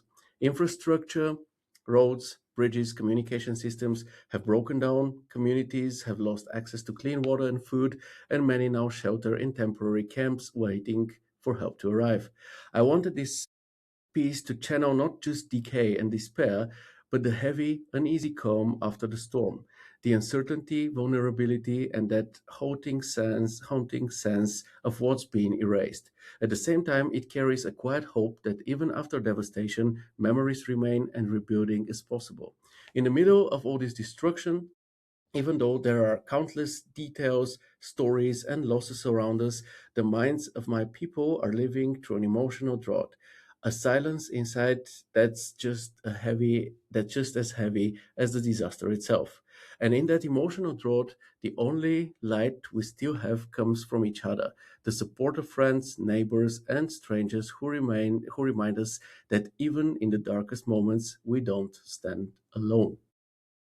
So this is really, really deep and beautifully put. If you ask me, what do you think, Tom? I had lots of thoughts on this image. First of all, John Martin, one of my favourite painters. I remember seeing, I can't remember which of his images, I'm so wrapped up in 3D, which of his paintings I saw when I was down in London, decades ago. It was huge, so detailed and fantastic. So, uh, great that this is inspiration for an image like this. And I mean, I just love this image on so many levels. There's so many cool things going on here.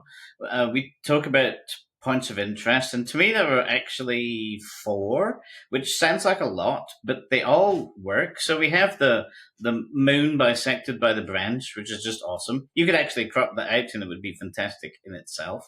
So your eyes definitely drawn to that. And then we have the skull and the whole ground in the lower part of the image, and your eyes drawn to that. Again, as a separate component that makes you feel different things. And then we have the people up in the top right. Very small, but super powerful, especially with that pose. You can just see enough detail to see the person is basically looking down and going, oh, they're thinking, they're considering. And then the tent itself, and I love the diagonal from the person to the tent, which kind of echoes the diagonal of the branch across the moon. And so there are these four areas that your eye is drawn to, and each one makes you think a little bit differently about what you're looking at. And I think it works. I mean, 4 points of interest, as I say, sounds like a lot, but the way the image is put together, it really works for me. Yeah, absolutely agree. And I think this is a type of work which can be interpreted in so many different ways. First, I gotta say that the final outcome definitely fits the painters Kanchana was inspired by. So we absolutely see Beksinski, the post-apocalyptic landscape, the decay, the skeletal structures down here, the color scheme. But we also see Dali, those naked trees, the surrealistic staging in general. And then I think regarding John Martin, we see this dramatism, the tiny figures Mm-hmm. against the overwhelming landscape, and also the aerial perspective, the feeling of depth. This is very, very typical for Martin's work, because you always have this depth and like enormous surroundings that really feel overwhelming. So you definitely ace this. And then talking about those zones that you mentioned, absolutely see it like this, very metaphorical. Like at the bottom, I see the with the skeletal structures, I see the chaos, the destruction, the decay, death, and then in the middle, the scene is like more ordered. You see how this is like a total chaos down here, and here we have more order. The tent to me is this glimpse of hope, like the rebuilding Kanchana talks about after the floods, and then at the top, the scene is almost minimalistic. It's dreamy. It's Hmm. I get a positive feeling out of it. Like this is the opposite of what we have down here. And then we have the people and the moon, and the connection between two. It has a certain duality to it, if you ask me. Like on the one side, the body language, especially of this figure here, it's like opposing the nature in sense of like the natural disasters come, the catastrophe come, and we will survive, we will manage. And then at the same time, it's like as if they are appreciating the magnificence of this humongous moon. So I think it's a fantastic composition. And then we have those trees, which are as vertical elements, kind of create the connection between those different areas, similar to the curtain that we had in the previous image. Hmm. And I also really, really like that this is no sad image, because I think after a tragedy like this, one can just make a sad family crying next to some house ruins, everyone crying and being sad, and this would have been a bit of in your face type of tragedy rendering. But in this case, I think Kanchana, you tackled it like a true artist, like a real person of art. I don't know how to say it otherwise, but this is something that I would hang on my wall at home if I were you. Please print it out and hang it somewhere, because this is really strong and powerful, and the description as well. It belongs next to the image in a how they do it on those pieces of paper, so that everyone can read about it, because this one is a wonderful combination. Yeah, there's a defiance and a resilience to it, and I also like. It's hard to I don't know how to put this. That doesn't sound so. It's not photorealistic. And I like that. That works really well. Everything feels a bit more painted, rather than the kind of 3D CG that we're used to. The figure is not fully defined. It does feel like somebody's painted it with brushstrokes. It's just a head, a neck that's really kind of too long. The arms are too skinny, but that's fine because it doesn't feel like somebody's just plonked a 3D asset in the right pose and hoped it looked okay. It feels more like a painter has painted that in, stroke by stroke. And the fact it's a little bit more abstract, the figure is more abstract than realistic. I love, and the mountains too. They're well textured, but it doesn't feel like a CG texture. It feels more like a painted texture. So all of these aspects, same with the skull in particular, that it feels like somebody's painted this, and I really like that for this image. Absolutely agree. It has its own style, let's say. It's a mix of 3D and painting, and it does a great job. Really, you approach this like a true artist, and I also like that it has a positive message to it in the end. It's not about the sadness Hmm. or the tragedy. It's about the new beginning and the resilience. And so wonderful, wonderful work. Tom, we're done with reviewing, believe it or not. How was Okay. your first review live session? Was it okay? Relatively painless for me. I just hope. I mean, all I'm doing is sharing my personal feelings, and I'm not a 3D artist or an artist, a visual artist specifically. When I was in 3D, I was doing more visual product visualization, instructional video type stuff, rather than so. I'm not as well studied as many of the folks here watching will be. So I hope my personal reactions have provided something interesting and useful to folks. They certainly have, and I can tell you something that I tell to everybody else. We should never forget that the images or animations that we mostly do for people who aren't professionals, 3D professionals. So like if those people like or dislike some of our outcomes, I think, and they can have an opinion on them, everybody has. And this is why I urge and encourage everyone in the community to just share what they think. It may be that they just start, or maybe they are some, what should I say, seasoned, skilled artists. But in the end of the day, the impact of an image is for everyone. Like I even show images to my kids since the beginning of my career. I show them to my wife, who is a trained cook and who is in PR. She has nothing to do with 3D, but she's a person who I will make this image for in the end of the day. So if I show her an image and she's like, I don't feel anything, then the image isn't good. And this is, let's say, what people can say. I think a more seasoned or skilled artist can maybe give some specific advice on how to do things better. But when it comes to the impact of an image, this is something that everyone can, and especially in a community like the Chaos Campus, should share with the others. Because there is no true or false. If an image leaves you cold, then this is what it is. And if you're kind enough to share it with somebody else, you actually help them. You may don't know what to suggest so to make it better, but at least you can tell them where you think the issue is. I think, yeah, everybody likes or dislikes or feels nothing when they look at an image. I think what happens as you get more experience is you begin to understand the components that make you like it or dislike it or feel nothing. You start to be able to see what's going on when you talk about the stable triangles. But everybody can look at something and go, oh, I don't like that. Or, oh, wow, that's amazing. I'm kind of blown away by that. I feel sad. I feel elated. And as you gain experience, it comes about. It's about breaking down the components that lead you to that feeling, and everybody will pick out different components, and everybody will have a different reaction. As I say, I like shots that cut the hero object up. It doesn't show you the whole thing, and it doesn't try and show you the whole thing in one go. And I like that. That appeals to me. That's much more subjective than any sort of rule of art, but I think it's something to keep in mind. Can you present your object, your house, your car, your table, whatever it is you're showcasing? Can you present it in a way that's a little bit different than people might expect? Especially a non-skilled artist who, the people who manufacture the chair, they would expect it just in the center, spotlight on it, oh yeah, let's really just show it off. It's the hero object. That's what we want. Everything else is just a black background, and it's up to you to show them, hey, we can do this a little bit differently. Look how this catches your attention and stands out from other stuff you've seen. So that's my take on that. Totally agree. But let me tell you here from the comments, Amit, you did a great reviewing Tom. You should come often to the show. So you see. Hey, invite me back anytime. Gladly.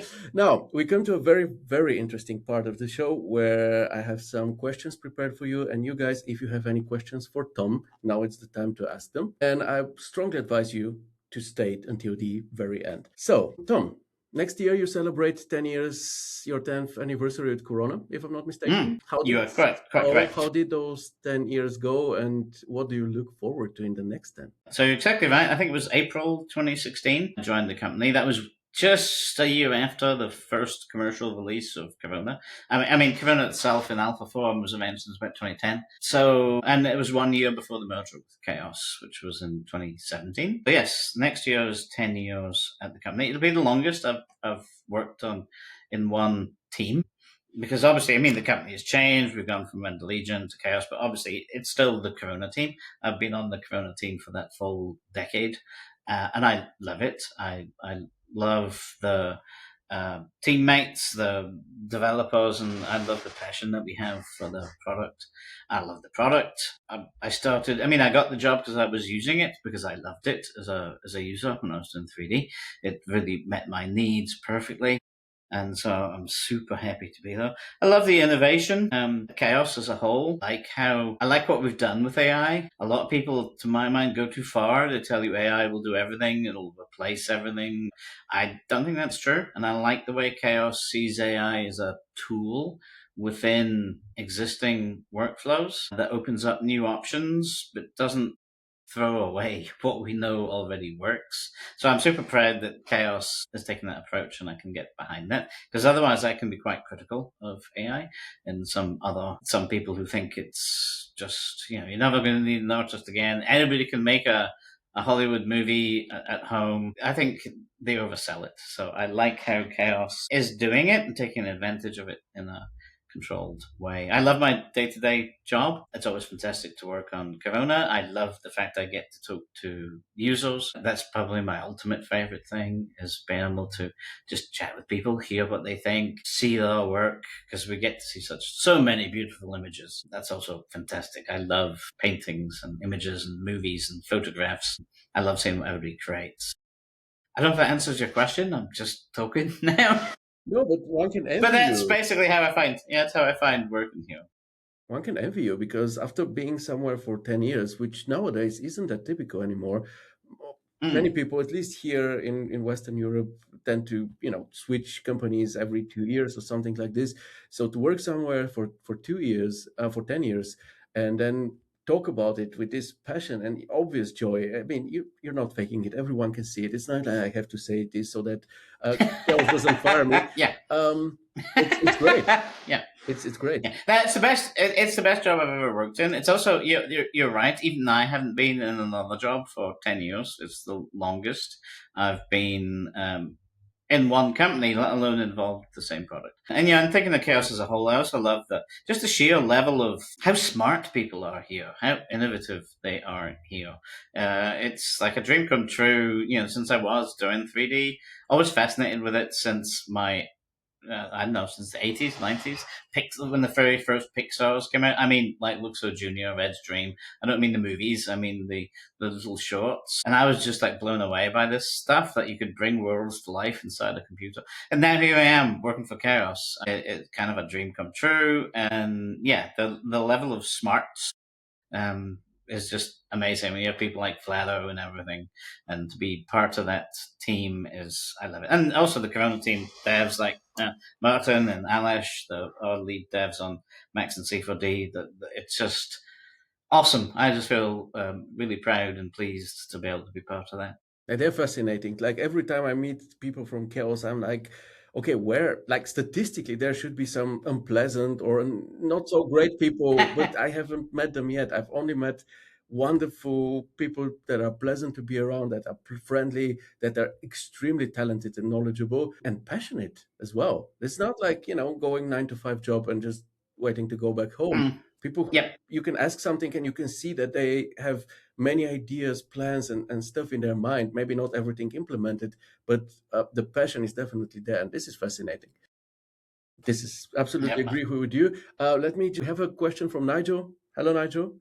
I will see you most likely next year, right in the beginning of next year, in a show, because Nigel is going to be the co-reviewer for our Remise challenge, and I think that in the beginning of next year we'll start off with the show tackling this topic, announcing the winners, and I would gladly do this show with Nigel. Now you heard it, Nigel. But before I read his question, Kanchana, whose work we just reviewed, he says to me and to you, thank you very much for the appreciation. And I'm not lying when I say this. This is the best critic I have ever received for any of my artworks in my life. So we meant someone happy today. Glad it helped. I think the critiquers just keep doing more of the same because it was really good. Yeah, but it was also honest. We loved it. And now to Nigel's question. He says, "Thanks, chaps. Question: away from work, what's Tom's favorite guitar, and what music is he into?" All sorts of music. I did start in blues, then I got into some space rock. I like Hawkwind, still do to this day. And I kind of like some hair rock from the 70s and 80s. And then I got into, well, I don't know what you'd call it, world music, new age, instrumental. I don't know. I like Mike Oldfield and Enya, and this kind of stuff. Clannad themselves, the band, the Celtic music, Irish music, folk music. I love video game music these days. If you wanted to ask me about my favorite music, it's like Nier Automata. Soundtrack is amazing. I went to a concert in Chicago where they played and sang that live, and How was it? mind blowing. Fantastic. It was wonderful. Amazing to hear these pieces of music done live by the same singers who perform. And not just Nier Automata, but also Nier Replicant as well. It's the same people. Fantastic stuff. So that's kind of a bit of a mix. I like some country rock music too. I like Tom Petty, some Americana type stuff. It's kind of a mix. And your favorite guitar? Is my PRS Custom 24, 35th anniversary edition. I have a bunch, as people have seen. I'm actually thinking of doing an office tour. People are used to seeing everything in the background. So I think early next year, I'll take my camera and just walk through and point to what everything is and show the workstation setup I have, and basically just let people know what they're seeing every time they watch one of our release videos. Like, what is that in the background? So I might do that early next year. This would be fantastic, honestly. We'll talk more about music afterwards. So, in the beginning, I asked you about how the last 10 years were with Chaos and with the Corona team. So, what do you look forward to in the next 10 years? More of the same, continuing to try and deliver the best render engine possible for our planned users, for ArcViz and Product Viz artists, trying to find ways to innovate. There's a limit as to how fast you can make things, mathematically speaking, in terms of rendering times, but you can make people's workflows faster. Yeah, more creative ways to get to an end result, more flexibility in your end result. And I look forward to continuing to dive in to see what we can do for everybody, what innovations we can come up with, like the light mixes and the procedural sky. Both of those originated from the Corona team in Prague, and we'll keep trying to innovate the fabric material. We didn't come up with the white paper, but we did come up with the implementation of that paper. So that's cool. Other thing I'm looking forward to is the price of RAM becoming sensible again at some time in the future, I hope, because it's gone kind of crazy right now. So yeah, looking forward to that. Hopefully before 10 years.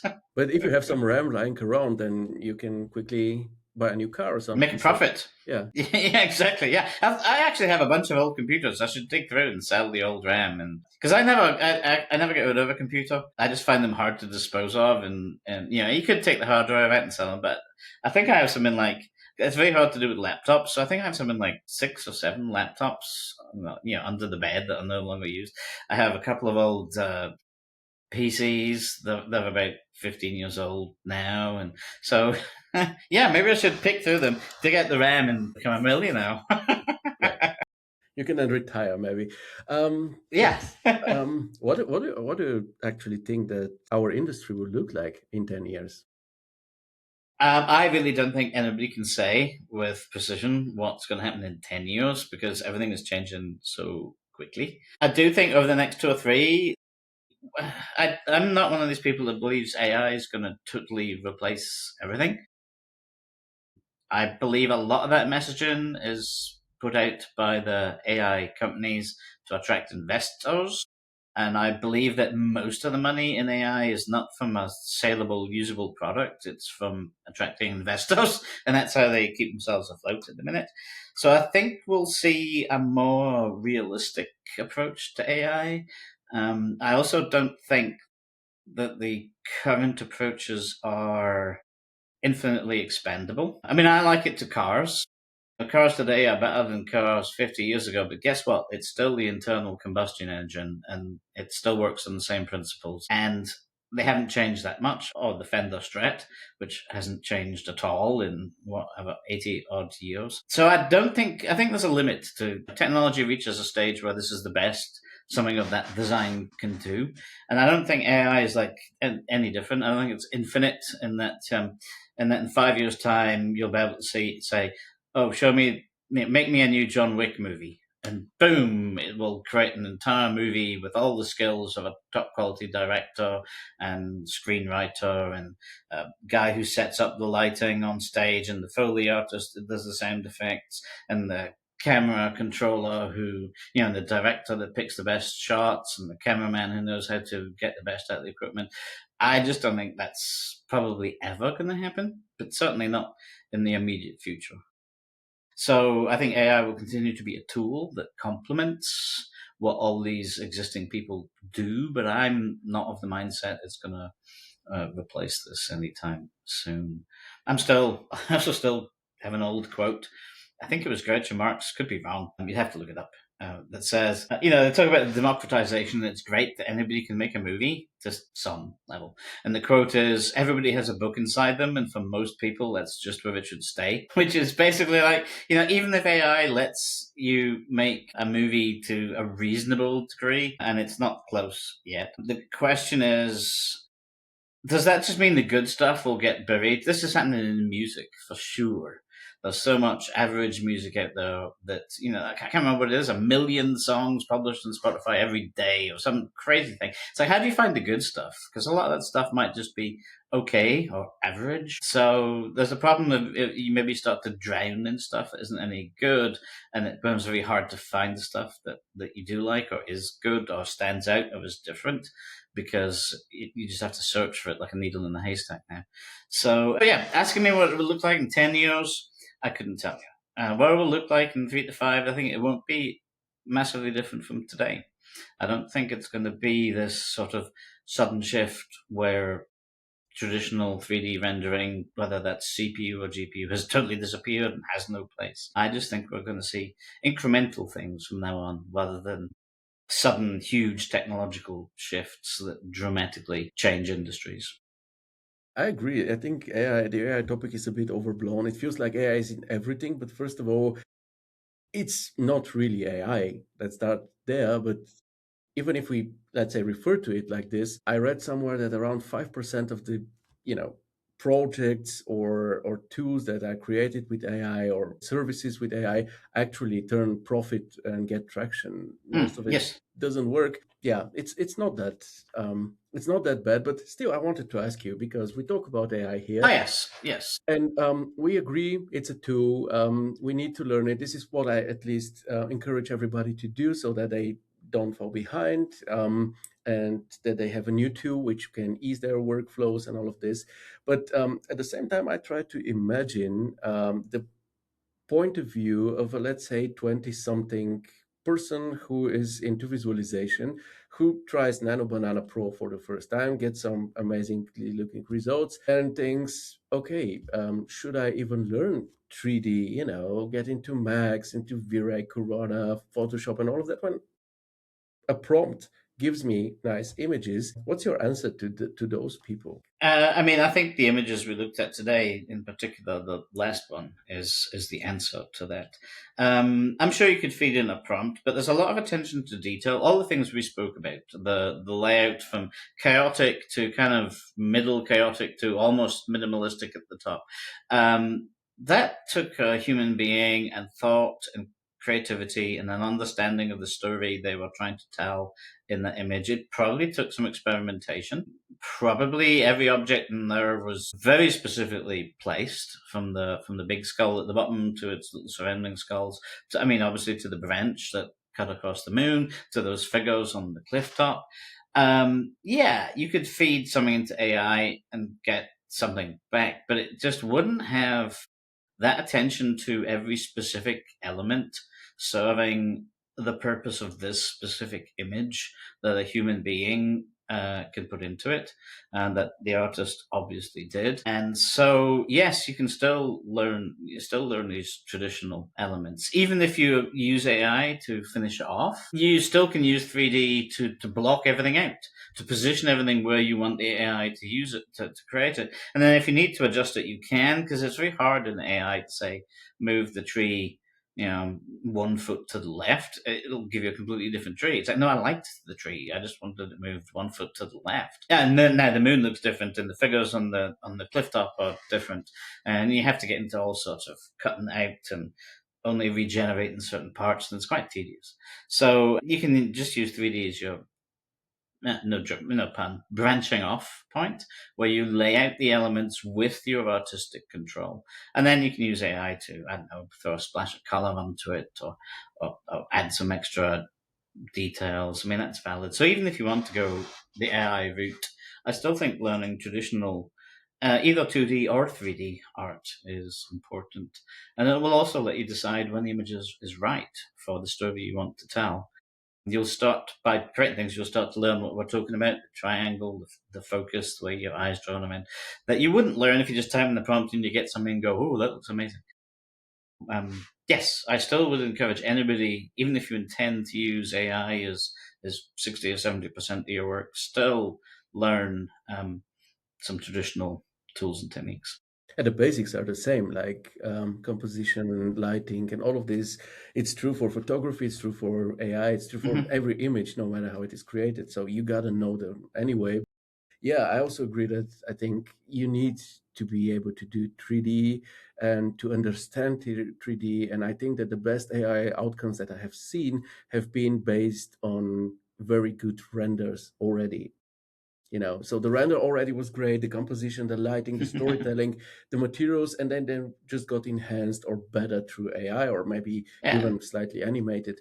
um, yeah, absolutely agree with this, that people should still try to learn their basics. And I remember during the first evening in Sofia at a restaurant, I had a talk with Ludo about, what people he would like as an employees in future. Would he like AI artists or 3D artists who know AI? And he said definitely the second, because he wants the 3D artists, he wants to have the flexibility, all the people who know how to have that control, and then they can use AI to ease their job for the client communication, for more realistic, better results, whatever, but not only AI. So, but I can imagine that it is Yeah. confusing to somebody who just starts and sees those nice, flashy results from, Nano Banana Pro or something like this. Mhm. This is why. And we still need to create new images. I'm sorry for the camera. I don't know why it's gone a bit crazy. It keeps zooming in and out. Anyway, we need people to create new human images for future AI to train itself on. Otherwise, AI ends up training itself on AI, and you get a feedback loop. And any guitarist will tell you that feedback doesn't sound very nice. That's true. And now let's go a bit on the dark side for a moment, because most of the times when we talk about AI, it's only about positive stuff. It's like, oh yeah, it's a new tool, it helps so much and so on, and not only related to 3D and visualization, but what flip sides do you see, like deep fakes, scamming, isolation? Deepfakes and scamming, yes, it's going to become very hard, certainly for the general public, to tell the difference between something real and not. Already is. RAM prices, I mean, we can see there's an impact on the hardware, as I believe it was Micron have said they're no longer going to manufacture RAM for consumers. They're just going to purely manufacture it for AI companies because that's where the money is. So where does that leave us? We can also see, I mean, NVIDIA's obviously making a lot more money from AI hardware than gaming graphics, which used to be their bread and butter. The question is, will they keep improving gaming graphics? They could potentially just not care anymore and focus purely. I'm not saying they will or anything, but they could just give up on gaming graphics because hey, it's a drop in the bucket now compared to the AI income. So where does that leave us gamers? Are we going to see the same level of technological improvement over time as we have in the past? Are we going to have access to that hardware? Is AI companies are they going to buy it all up? So that's a risk of AI that I don't think a lot of people talk about. And then the other thing that I think people should keep in mind is what I call the apprentice effect, which is AI might be really good at replacing lower level jobs. That doesn't mean to say you should let it, because all the people um, who grow, welcome back, all the people who grow to be more experienced, they start, it's like on a film set, you start by carrying tea for the director. And okay, you can say, well, I can get a robot to carry the tea. It's a boring job anyway. Nobody wants to do it. Let's get a robot to do that. But then by carrying the tea, you see how everybody, how the cameraman is working. Then you become a cameraman when the position, when an opportunity opens up. And then you become a director. And if you didn't start running around serving the tea, you would never have acquired the watching and learning. So, as I say, AI might be great at replacing these what people would call mundane or boring jobs, but you've got to be careful you're not killing off.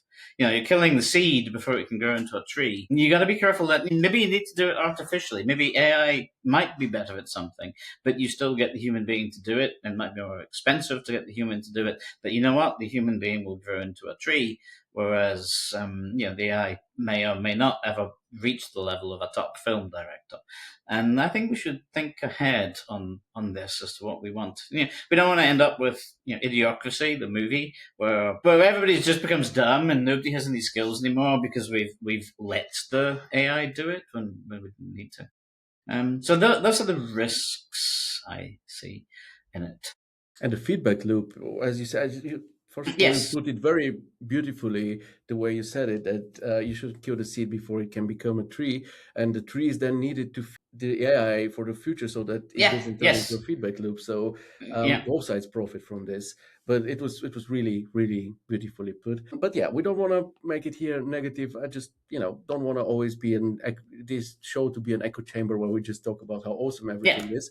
But yeah, let's go back to you just were talking about gaming. Before that, we were talking about music. And if people, see the whole scene around you, we see those small figurines. I think it's 2B that's next to you like a plushie, and the At guitar 9S. behind you. The 2B plushie was sold out, so I have the 9S plushie. Oh, okay. So how important do you rate hobbies for a balanced lifestyle and a healthy mind?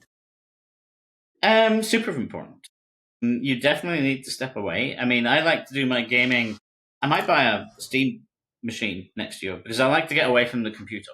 The computer is definitely my best gaming rig, but I like to get away from it because I've been here all day at work, so I like to sit on the couch in the front room. So I've got a PS5 that I play on.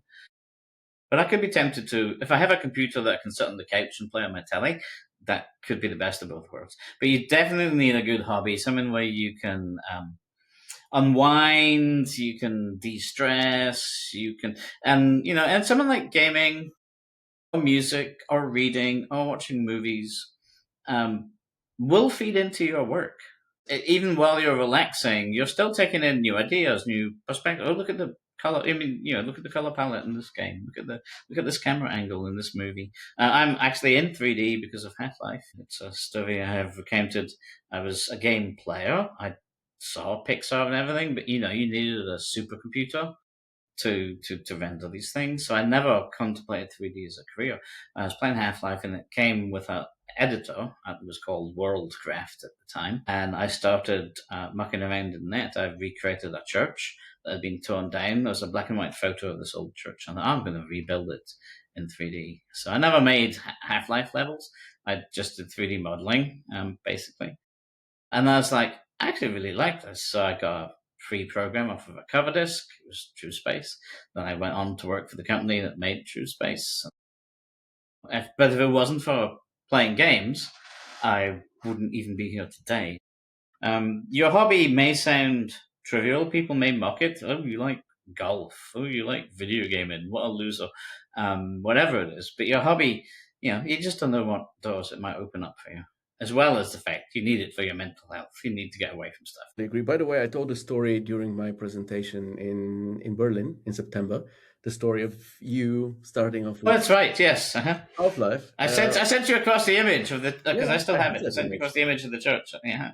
Yeah, that's really cool. I fully agree with you about this. When Nikos gives his examples with watching movies where he watches them twice, Yes. one time to follow the story and once again to take a look at if there was something that caught his attention, once again to figure out what is it, the lighting, the composition, and all of this eventually. For me, it's more games, but when I play a game, I would also, in a moment, let's say, especially if you enter a new area, there is usually a huge reveal where the artist really paying Mm-hmm. attention to light, composition, storytelling, and all of this.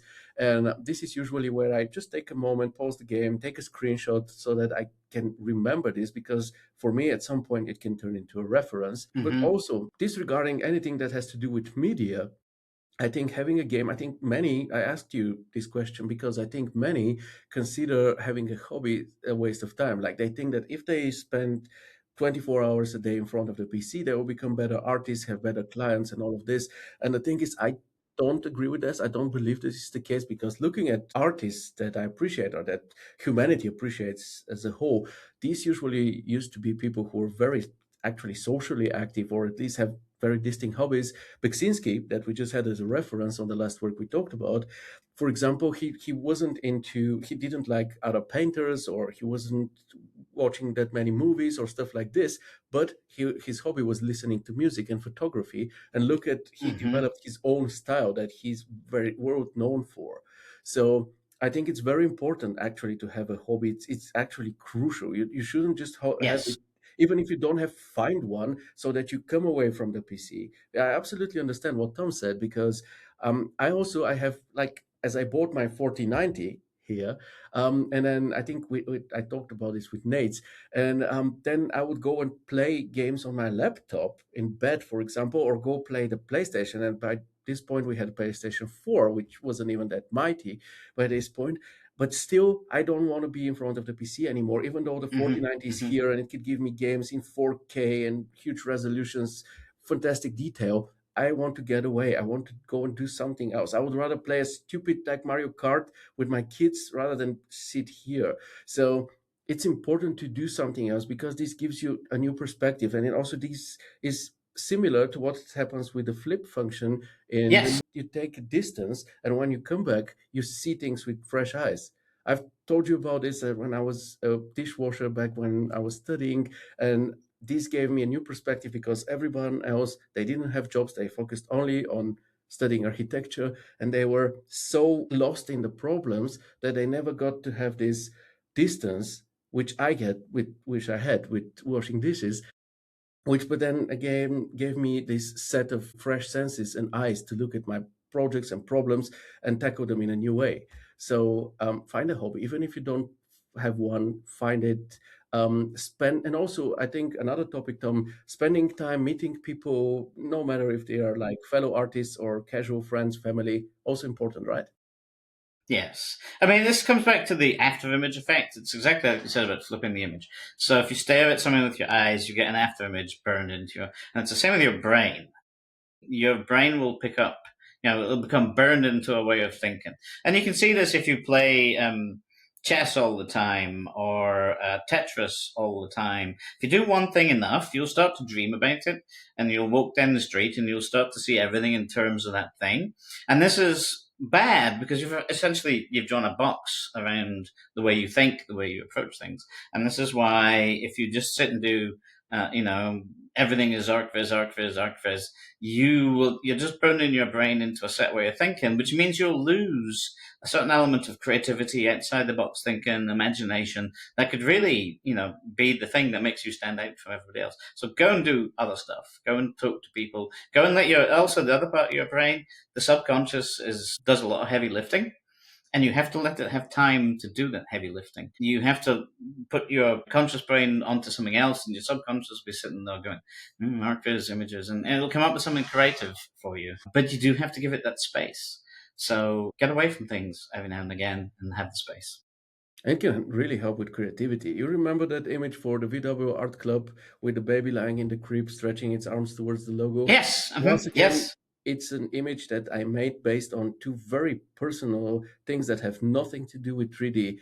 The birth of my first daughter and computer games, where you see things from, let's say, a first person view.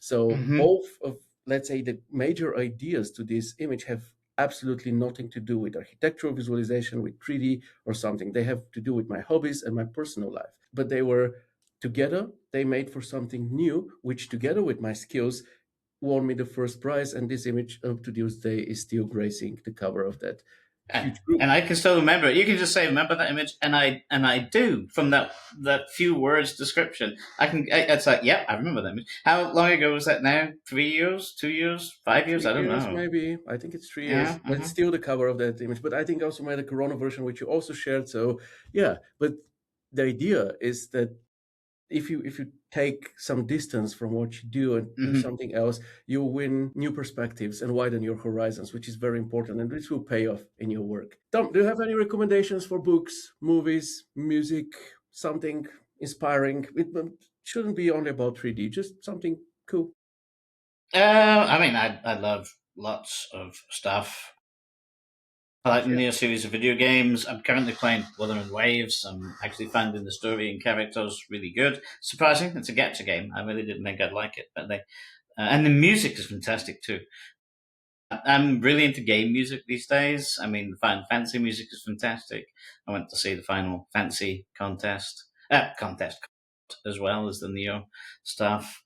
I find music obviously very inspirational, but video games, I'm finding video games these days to be I find a lot of storytelling and characterization in movies and TV shows has become a bit rubbish. And I find that the place, like if you take Clear Obscure, the place where the real stuff is happening these days. In Clear Obscure, fantastic characters, fantastic art, fantastic music. The music is fantastic. Um, um, I'm finding the place that real creativity is happening these days is in video games, and it's not coming from the AAA creators anymore. They've fallen into the same trap of movies of just trying to do the same thing again and expecting it will make as much money as when it was fresh and new. But I do find, I mean, okay, Final Fantasy could be said to be an established title, and I still love the music in that.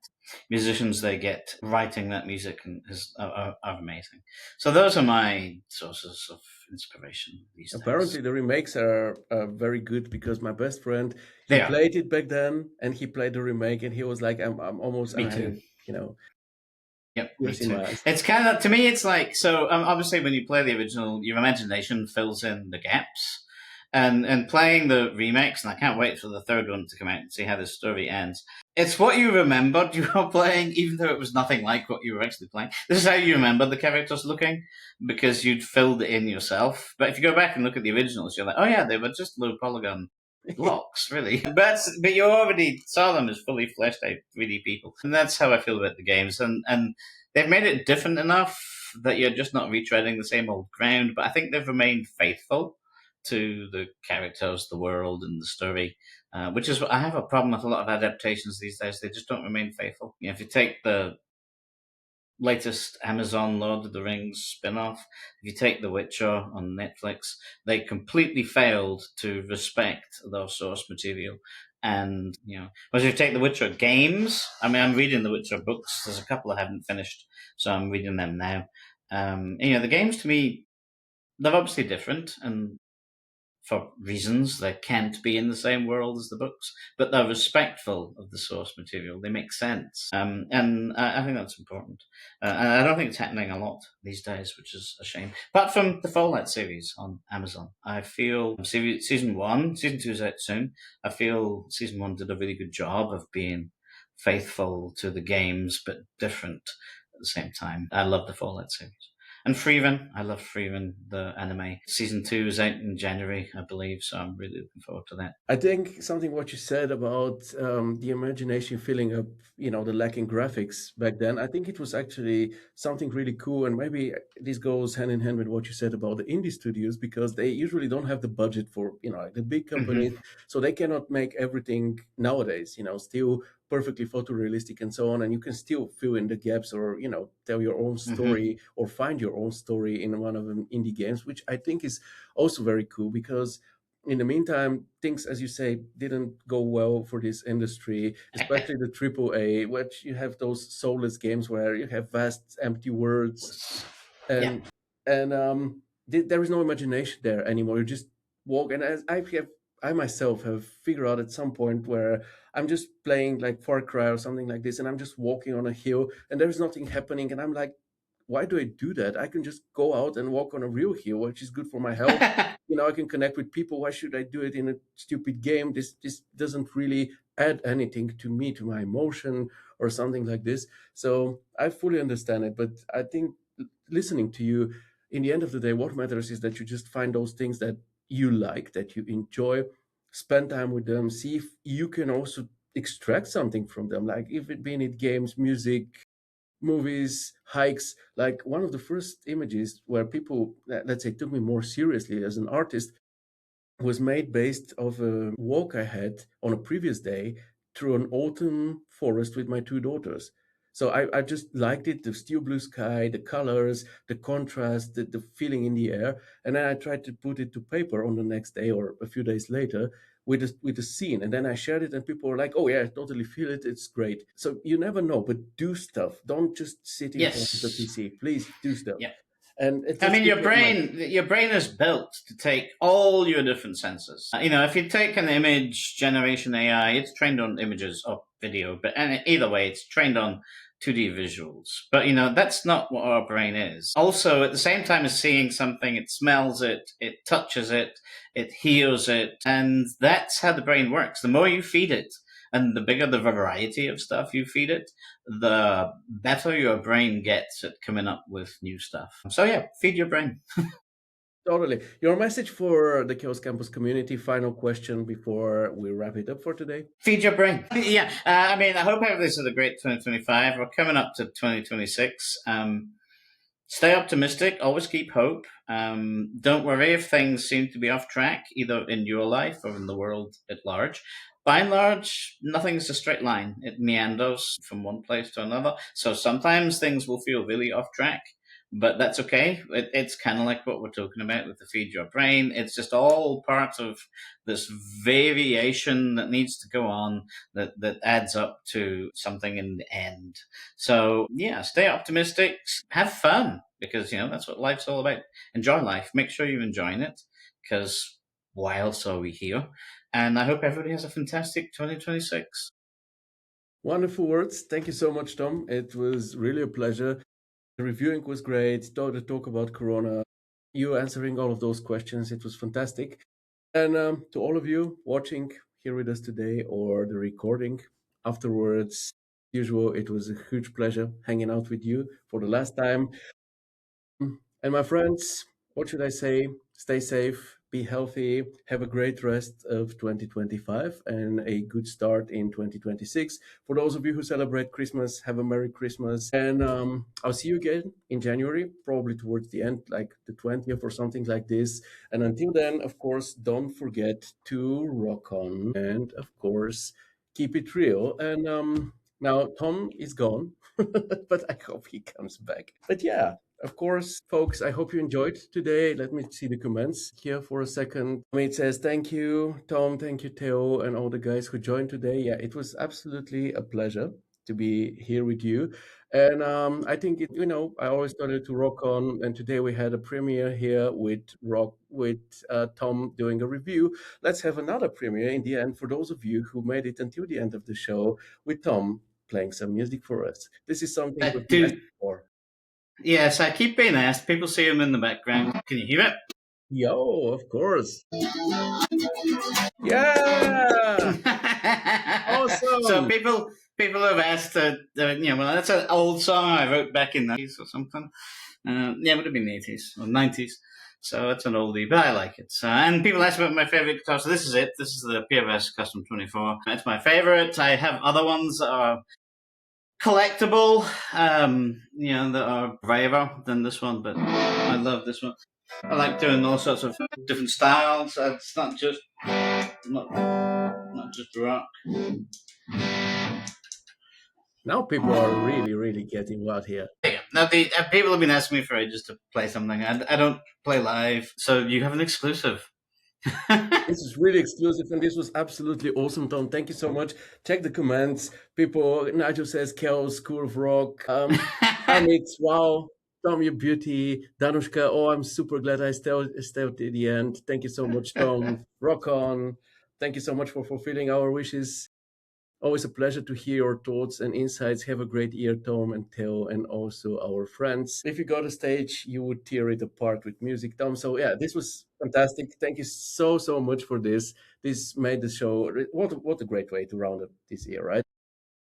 Thanks for having me on. I'm just super honored to be the one who ends out the show for the year. And yet, happy New Year to everybody and Merry Christmas. Hope everybody has a fantastic time over the holidays.